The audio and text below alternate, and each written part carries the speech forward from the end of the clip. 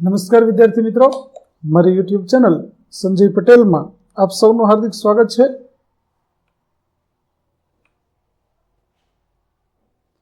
મિત્રો, આજના વિડીયોની અંદર આપણે ધોરણ 9 વિષય છે અંગ્રેજી, જેનો પાઠ 11 જેનું નામ છે વેલી ઓફ ફ્લાવર્સ. આ પાઠના સ્વ અધ્યયન પોથીના પ્રશ્નો અને તેના જવાબો વિશે શીખવાના છીએ. વિદ્યાર્થી મિત્રો, જો તમે મારી ચેનલમાં નવા હોય તો મારી ચેનલને જરૂરથી સબસ્ક્રાઈબ કરો. વિડીયો સારો લાગે તો લાઇક કરો, શેર કરો અને બેલ નોટિફિકેશન ઓન કરો, જેથી મારા આગળના નવા વિડીયો પણ આપને મળતા રહે. તેમજ વિદ્યાર્થી મિત્રો, આ પાઠની PDF જોવા માટે પ્લે સ્ટોરમાં જઈ અમારી એપ્લિકેશન વિશ્વગુરુ STDFથી 12 ગુજરાતી ડાઉનલોડ કરી તમારા મોબાઈલમાં ઇન્સ્ટોલ કરો. જે તમે શરૂ કરશો તો તમને આ પ્રકારે જોવા મળશે, જેમાં સ્વ અધ્યયન પોથીની અંદર ધોરણ બતાવશે, ધોરણ પસંદ કરશો એટલે વિષય બતાવશે, વિષય પસંદ કરશો એટલે પાઠનું નામ બતાવશે. જેમાં તમે વિડીયો ઉપર ક્લિક કરશો તો તમને વિડીયો જોવા મળશે અને PDF ઉપર ક્લિક કરશો તો તમને PDF જોવા મળશે. તો આશા રાખું છું અમારી એપ્લિકેશન આપ સૌને ગમશે. જરૂર ડાઉનલોડ કરજો, જે એકદમ ફ્રી છે. કોઈપણ પ્રકારના ચાર્જ વગર તમે વિડીયો અને PDF બંને જોઈ શકશો. તો ચાલો મિત્રો, હવે શરૂ કરીએ પાઠ 11મો વેલી ઓફ ફ્લાવર્સ. સૌપ્રથમ આપણને પાઠ વિશે માહિતી આપવામાં આવેલી છે, ત્યાર પછી ગ્લોસરીના જે શબ્દો છે તે આપેલા છે. ચાલો આગળ આપણે જોઈએ.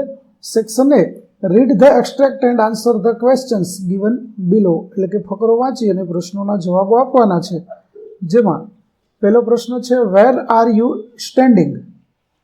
તો you are standing at the height of 14,000 feet in the west Himalayan range. બીજું, what can you see there all around? તો you can see flowers and flowers all around you.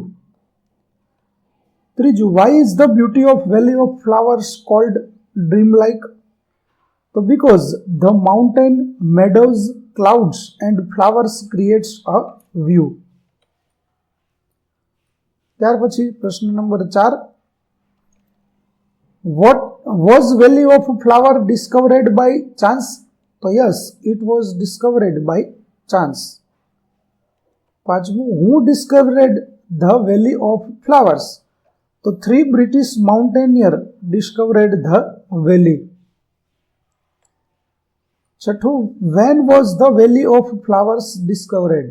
તો the valley of flowers was discovered in 1931. ત્યાર પછી સાતમું, who started pouring in? તો renowned mountaineers, trekkers and botanist started pouring in. આઠમું, which place was declared as national park and world heritage site when? તો the valley was declared as a national park in 1982 and include in the world heritage sites in 1988. ત્યાર પછી 9મો પ્રશ્ન, who are found to use 45 medicinal plants? તો local village people found to use 45 medicines plants. 10mo, what are the uses of Brahmakamal? તો Brahmakamal are uses in medical use of religious offering. 11mo, name other flowers from the paragraph. તો વજ્રદંતી, ajwain, blue પોપીઝ, કફલુંજિયા, શલ્મપુંજા, બંફસા, બાલસન, બારીટી and હલ્દી ફૂલ. ત્યાર પછી section B, ફકરો વાંચી પ્રશ્નોના જવાબ આપો. જેમાં 12 નંબરનો પ્રશ્ન છે, which is the official name of this site? તો Nandadevi and valley of flowers national park. 13મું, હુ ડિસ્કવર્ડ 58 ન્યૂ પ્લાન્ટ્સ? તો the botanist discovered 54 new plants. 14મું, which institute ordered 600 species of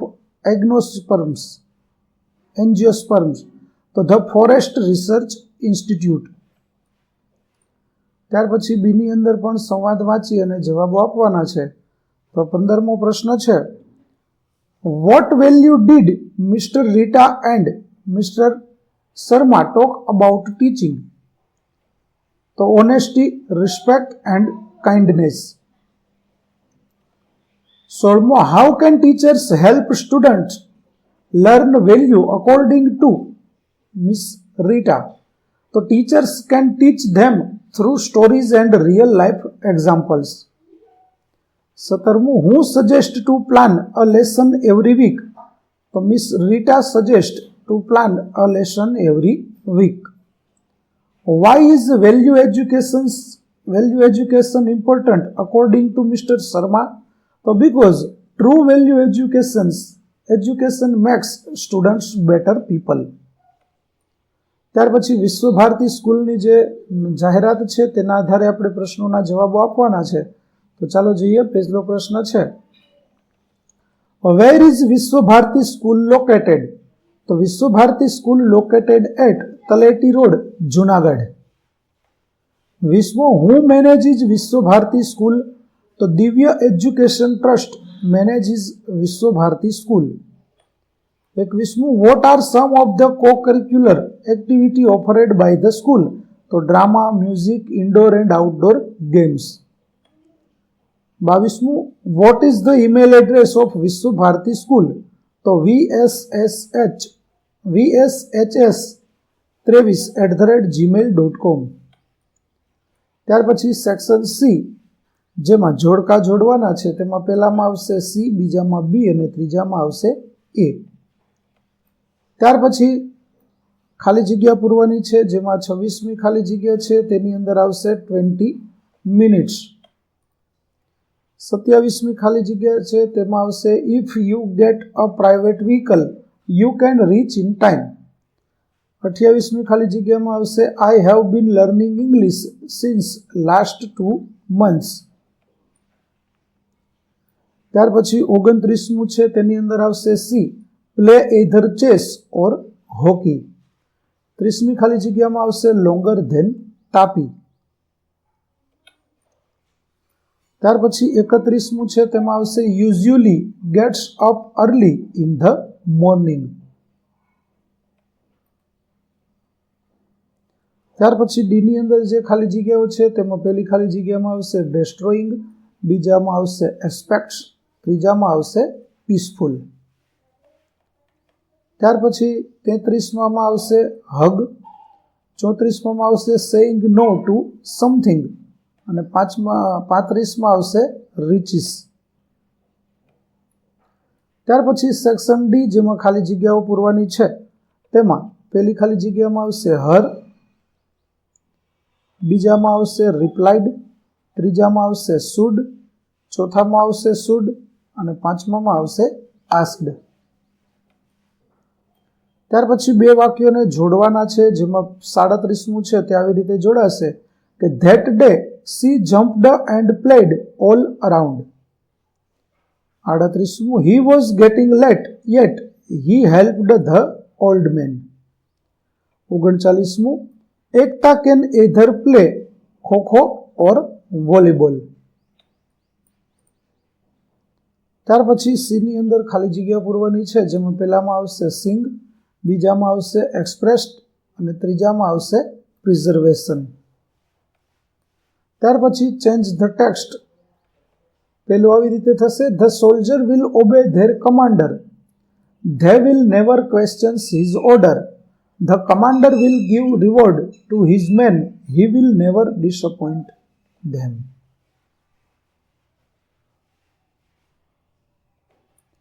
ત્યાર પછી 42મું છે તે આવી રીતે થશે, Rajveer likes to play cricket, he takes part in his school's cricket matches, he is the captain of his teammates praise him for his performance. ત્યાર પછી લીટી કરેલો શબ્દ જવાબ તરીકે મળે તેવો પ્રશ્ન શોધવાનો છે, જેમાં પેલું આવશે what does the ecology for peace describe. 44માં આવશે where did Shardaben meet mister Mahida. ત્યાર પછી પ્રશ્ન નંબર 45 સેક્શન ઈ, જેમાં write a paragraph in about 100 words on unity in diversity using the words given in the bracket. કૌંસમાં આપેલા શબ્દોનો ઉપયોગ કરી અને આપણે યુનિટી ઇન ડાયવર્સિટીઝ વિશે એક ફકરો લખવાનો છે. તો વિદ્યાર્થી મિત્રો, તમે અહીં આપેલો ફકરો છે તે જોઈ શકો છો, જે વિવિધતામાં એકતા આ વિશે આપણને માહિતી આપે છે. તો આ ફકરો છે તે તમે અહીં લખી શકશો અને આ ફકરો છે તે નમૂનારૂપ છે. તમે તમારી જાતે પણ તમારા વિચારો લખી શકો છો. તમારા મંતવ્યો છે તે પણ અહીં લખી શકાય. ત્યાર પછી 46મો પ્રશ્ન, Mukesh writes an email to his friend Paresh informing him about the national youth day celebration in his school.